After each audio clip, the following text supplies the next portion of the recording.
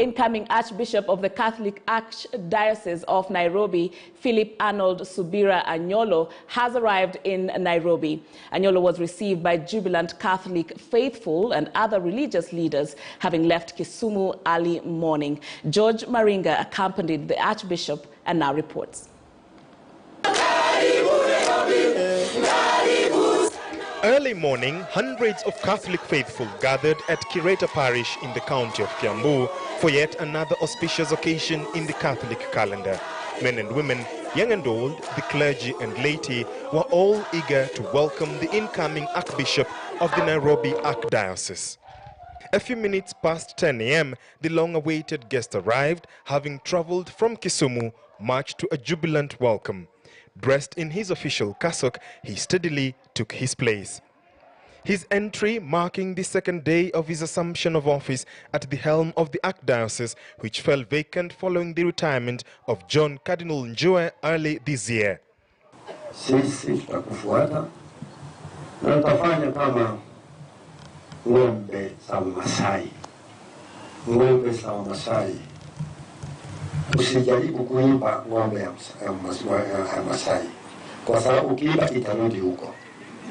The Catholic faithful had eagerly waited to hear from the new Archbishop, and the children prepared some dancing skits. Wanaotunza kazi ya uaskofu na kazi ya askofu mwenyewe wanategemeana, ili ya kwamba waweze kujenga ufalme wa Mungu, zizi la Mungu ambamo kondoo wake watakaa bila kusumbuliwa na adui. Mimi nimefurahi kwa makaribisho yenu. What followed was his first blessing as shepherd of the flock. Before his appointment by Pope Francis on 28 October this year, Anyolo served as the Archbishop of Kisumu from 12 January 2019. Tumekuja kukaribisha bishop na tumefurahi sana. Kwa Wakristo ningetaka waige hiyo mfano ya baba huyo mtakatifu, juu ni mpole na ni mnyenyekevu. The convoy then left, snaking its way and making 3 stops, the first being Mount Carmel Ngarariga Parish. Here he was showed the model of the new church, whose construction begins next year to accommodate the growing population. The second stop was St. Peter and Paul Church in Kiambu, where he was welcomed by a sea of humanity. Several leaders, including Kiambu Governor James Nyoro, were present.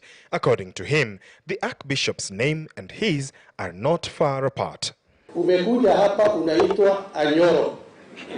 Mkikuyu atakuwa akikuita Nyoro. Karibu sana nyumbani. The faithful here had eagerly anticipated the Archbishop's blessings, a man who has been described as humble. The climax of Friday's activities was the official welcome to the Holy Family Basilica. Retired John Cardinal Njue was here to welcome his successor.